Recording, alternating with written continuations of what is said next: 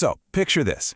It's the late 1970s. Punk is kind of burning out, pop music is getting really slick, and then this band from Boston comes along with a sound that's, well, it's totally new, but somehow you feel like you've known it forever. They were the Cars. And that's what we're going to get into right now, how they managed to perfectly stitch together rock and pop and ended up defining the sound for a whole new generation.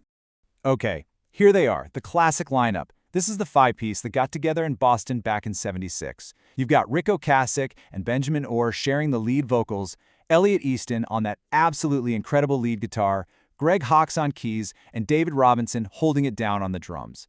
And what they did was they took that guitar-heavy rock and they just mashed it up with that brand new synthesizer pop sound in a way that, seriously, nobody had ever heard before. And you know what? It wasn't just the fans who were noticing. The critics got it right away. I mean, check out this quote from Robert Palmer over at the New York Times. He saw how they were mixing all these different things, a little punk minimalism, some art rock, even 50s rockabilly and power pop. They weren't just following the trends, they were literally creating a new one. All right, so here's the game plan for our journey through their story. We're going to start with what made their sound so unique, then we'll follow their crazy ride to the top, see how they absolutely conquered MTV, get into their breakups and reunions, and finally, we'll talk about the legacy they left behind. First up, let's talk about that sound. This is really about the blueprint they created for what we now call New Wave. The Cars were right there at the very front of the New Wave movement. See, New Wave wasn't just one thing.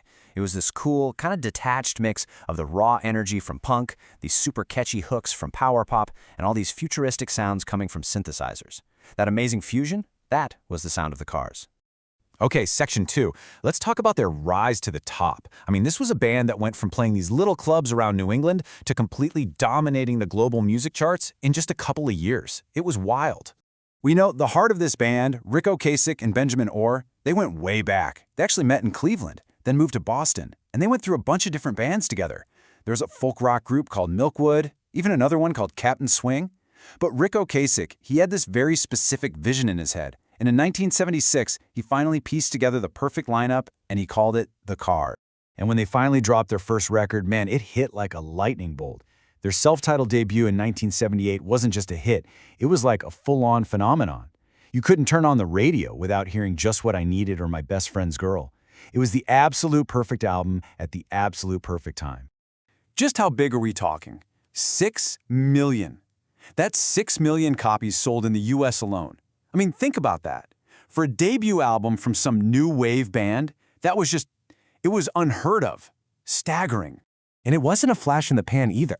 That album stayed on the Billboard 200 chart for 139 weeks. We're talking over 2.5 years. People just could not get enough of this sound.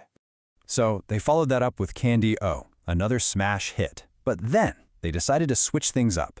Their third album, Panorama, was way darker, way more experimental. And yeah, it still sold pretty well, but the critics, they were not having it. Rolling Stone famously called it an out-and-out drag. Ouch. But after that little experimental detour, the Cars came back with a vengeance. They became the absolute heartbeat of MTV. They had a slicker sound, this amazing visual style, and they basically became the undisputed kings of the brand new music video age.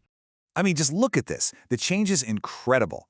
On the left, you've got their quirky, kind of art school new wave look from the late 70s, and on the right, polished, stylish, full-on rock stars of the mid-80s.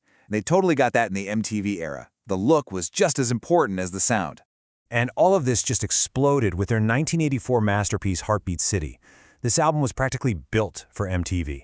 That super weird computer-animated video for You Might Think, it won the first ever MTV Video of the Year award, and the album was just stacked with hits, including the biggest single of their entire career, Drive. And Drive became so much more than just a hit. You see, it was used in this really powerful video about the famine in Ethiopia that was shown during the Live Aid concert in 1985. It completely turned this pop song into a global anthem for a cause. It cemented their place not just in music history, but in the cultural fabric of the 80s. But you know how it goes. After hitting that absolute peak, the road got a lot bumpier. It led to a really long break, some personal tragedy, and a reunion that nobody saw coming. So after their next album, Door to Door, didn't do as well, the band officially called it a day in 1988. Everybody went their own way, and then, so tragically, co-lead vocalist and bassist Benjamin Orr passed away from cancer in 2000. And it really felt like that was the end of the story for the Cars. But then, something pretty wild happened in 2011. The surviving members actually got back together and recorded a new album called Move Like This. It was this moment fans had been dreaming about for decades, but there was a lot of unresolved stuff going on just beneath the surface. This is pretty heavy. In an interview, Rick Ocasek admitted that he and Ben Orr had what he called a real Cold War that went on for more than 20 years. He hinted at jealousy, creative friction. It just adds this really human, really complicated layer to their whole story. Which brings us to their legacy and how the Cars, despite all that drama and the long years apart, were finally recognized for the monumental influence they had on music.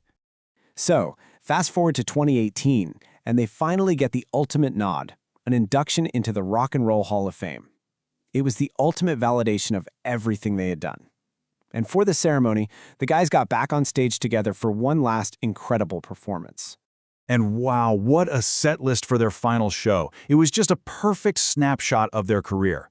They played 4 of their most iconic songs, from You Might Think all the way back to Just What I Needed, and just reminded everybody of their incredible sound and their genius for writing hits. It was a perfect send-off.